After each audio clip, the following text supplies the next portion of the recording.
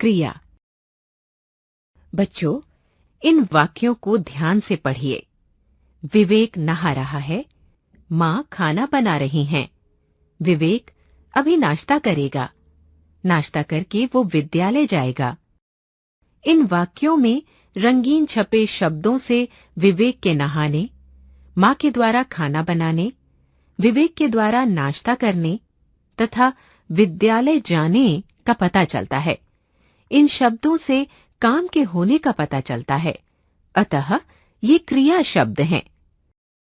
बच्चों, इन वाक्यों को पढ़कर आप समझ गए होंगे कि जिन शब्दों से किसी कार्य के करने या होने का पता चलता है, उन्हें क्रिया कहते हैं। बच्चों, क्या आपको मालूम है कि क्रिया शब्द किन से बनते हैं? आइए मैं बताती हूँ। क्रिया के मूल रूप को धातु कहते हैं, जैसे खेल, पढ़, दौड़, गा, दे, ले, हंस तथा रो आदि। यदि हम इन धातुओं के साथ ना प्रत्यय जोड़ दें तो क्रिया का सामान्य रूप बन जाएगा। जैसे खेल जमा ना, खेलना। गा जमा ना, गाना। दे जमा ना, देना। ले जमा ना, लेना। हंस जमा ना, हंसना। रो जमा ना, रोना। बच्चों, अब आपने क्रिया और धातु के बारे में जान लिया है।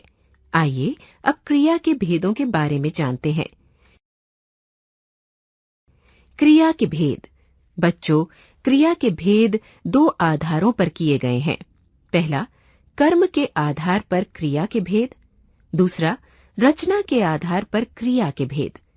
अभी हम कर्म के आधार पर क्रिया के भेदों को पढ़ेंगे।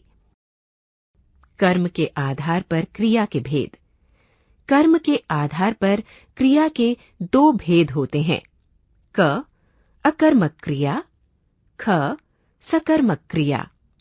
बच्चों, आपने पढ़ा और जाना कि कर्म के आधार पर क्रिया के दो भेद होते हैं, अकर्मक क्रिया और सकर्मक क्रिया।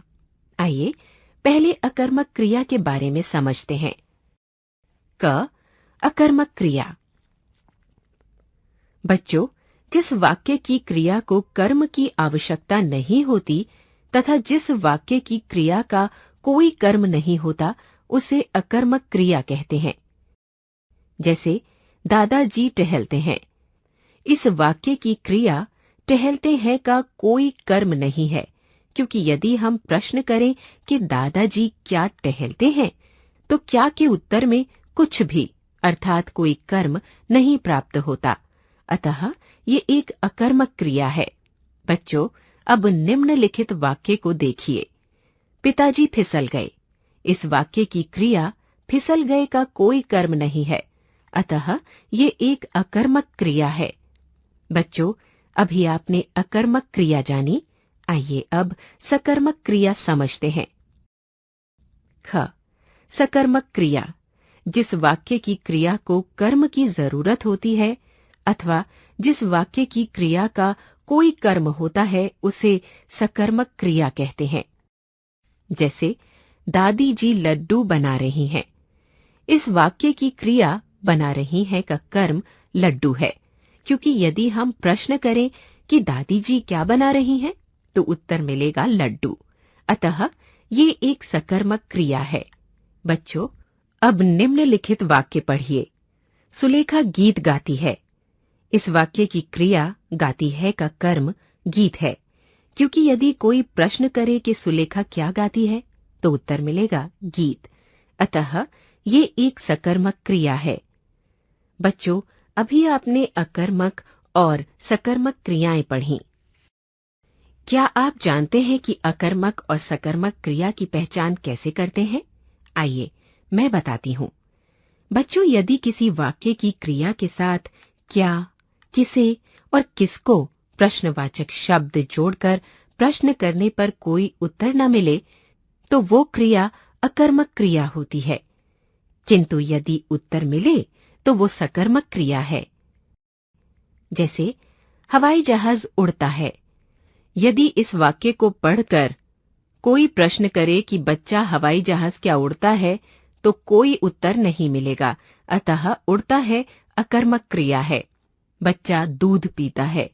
इस वाक्य को पढ़कर यदि हम प्रश्न करें कि बच्चा क्या पीता है, तो उत्तर मिलेगा दूध। अतः पीता है सकर्मक क्रिया है। बच्चों, अब आपने अकर्मक तथा सकर्मक क्रिया को पहचानना भी जान लिया है।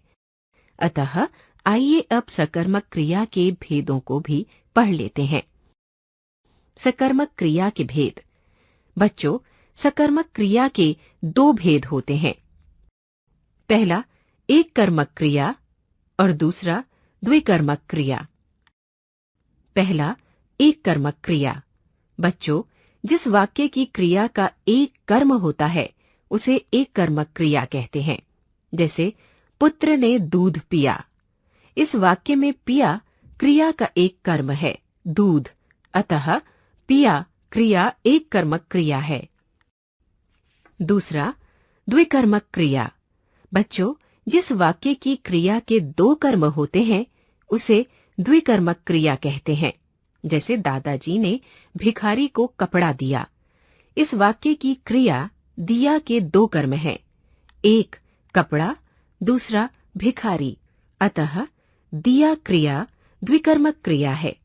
बच्चों, अब आपने क्रिया को भली भांति पढ़ लिया है।